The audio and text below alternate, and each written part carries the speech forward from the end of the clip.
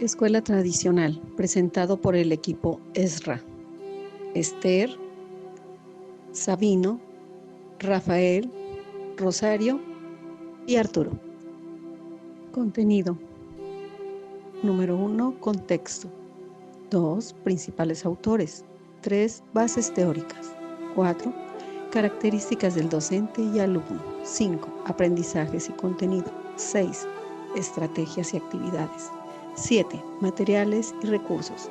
8, evaluación.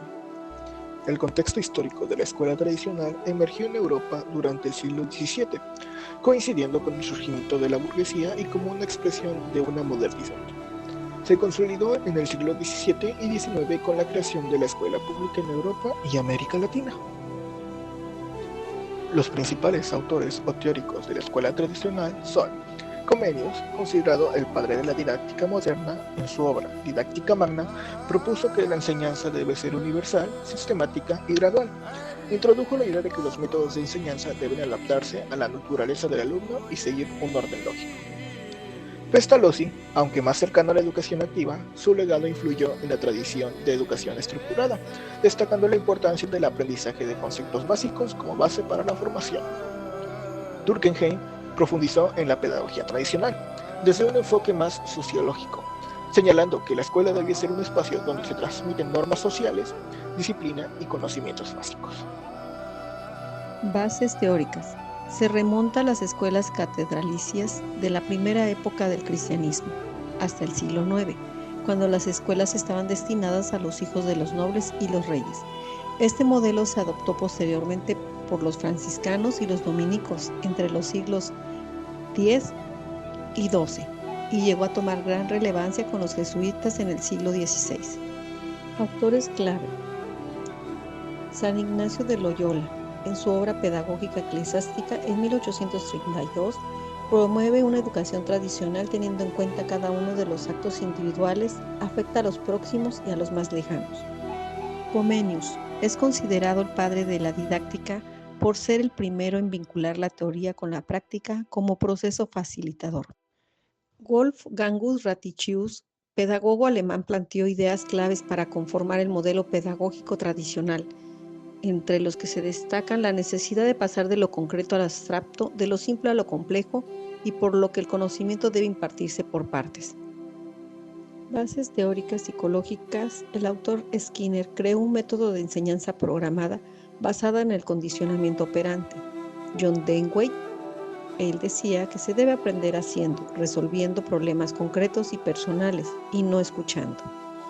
John Locke, la mejor forma de preparar al niño para la vida es formar su inteligencia, su capacidad de resolver problemas, sus posibilidades de atención y de esfuerzo. ¿Cómo se define y se caracteriza un docente y un alumno? El docente es el principal protagonista del proceso educativo, mientras que el alumno es pasivo. El docente es un modelo a imitar y obedecer. Se encarga de transmitir los conocimientos básicos de un tema, organiza la clase y la da vida colectiva. Utiliza un método de enseñanza único para todos los alumnos y en todas las ocasiones.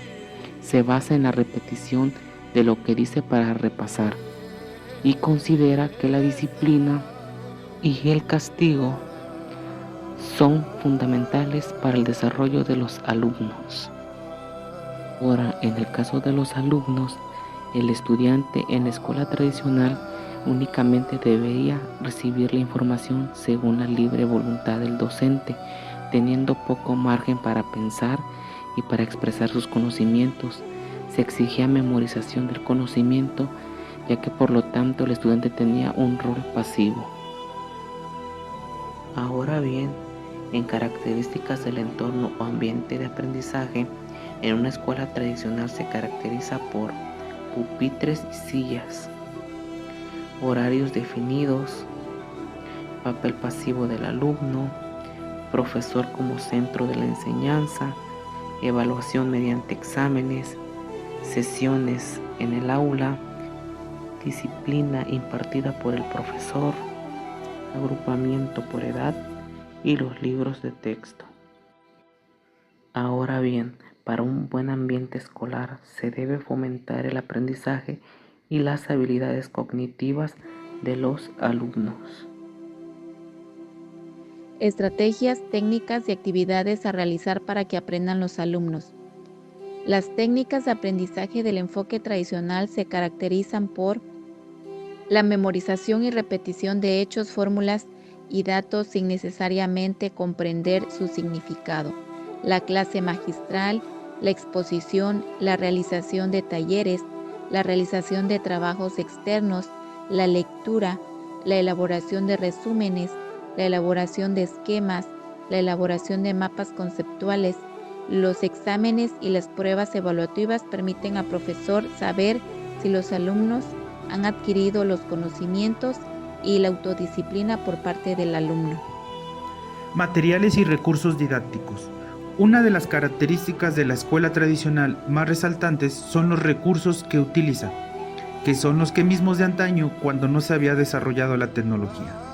En este sentido, los docentes de la corriente didáctica antigua priorizan el uso de la pizarra para escribir ideas que los estudiantes copian y también son asiduos a los dictados.